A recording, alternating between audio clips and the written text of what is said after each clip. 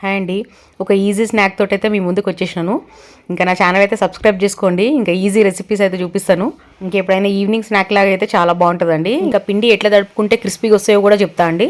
ఇంకా ఫస్ట్ అయితే నా ఛానల్ సబ్స్క్రైబ్ చేసుకోండి, లైక్ చేయండి, సపోర్ట్ చేయండి. ఇంకా మీకు మంచి రెసిపీస్ అయితే పెడతాను. ఇంకొక బౌల్లోకి అయితే శనగపిండి తీసుకోవాలండి. ఇంకా మన క్వాంటిటీ ఎంత కావాలో అంత తీసుకోవాలి. ఇంక ఇప్పుడు నేను చూపించే క్వాంటిటీ అయితే 4 మెంబర్స్కి సరిపోతుందండి. ఇంకా శనగపిండి వేసేసుకొని సాల్ట్, ఓమా వేసుకోవాలి. ఇంకా ఆనియన్ అయితే మంచి సన్నగా కట్ చేసుకొని వేసుకోవాలండి. పచ్చిమిరపకాయలు కూడా సన్నగా కట్ చేసుకొని వేసుకోవాలి. ఇంకా ఫ్రెష్ కరివేపాకు కూడా వేసుకోవాలి. ఇంకా మీ ఇష్టం అండి. ఇంకా కొంతమంది చిన్నపిల్లలు ఉంటే మిరపకాయలు తినడానికి రాదు కదా, పచ్చిమిరపకాయలు, ఇంకా మనం ఎర్రకారం కూడా వేసుకోవచ్చు లైట్గా.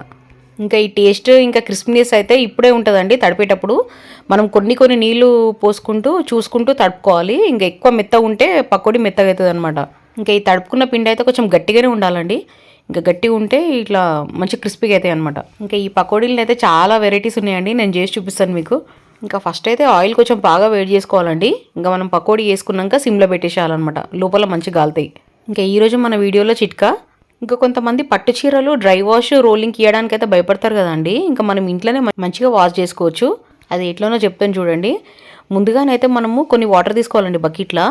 ఇంకా మన మీరా షాంపూ ఉంటుంది కదా, అదైతే కుంకుడుగాయలతోటి ఉంటుంది కదా, ఇంకా దాంట్లో కెమికల్స్ కూడా తక్కువ ఉంటుంది. ఇంకా అది తీసుకోవాలండి షాంపూ. ఇంకొక శారీకి అయితే ఒక్క ప్యాకెట్ అయితే సరిపోతుందండి. 3 రూపీస్ ఉంటుంది కదా. ఇంకా అదైతే ఆ వాటర్లో వేసేసుకొని మంచిగా కలపాలండి. ఇంక ఈ శారీ అయితే మంచి ఇప్పుకొని ఆ వాటర్లో పెట్టి ఇంకా కొంచెం మన చేతితో ఇట్లా నలిచినట్టు చేయాలండి బకెట్లోనే. ఇంకా వాటర్ అయితే ఎంబడే పారబోసేయాలి. పారబోసి ఇంకా మంచి వాటర్లో అద్దేసి ఎంబడే ఎండేయాలండి చీర.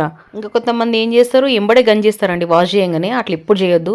ఫస్ట్ మనము ఎండేయాలి. ఎండేసాక ఆరుతుంది కదండి, నెక్స్ట్ డే మనం గంజి చేసుకోవాలి.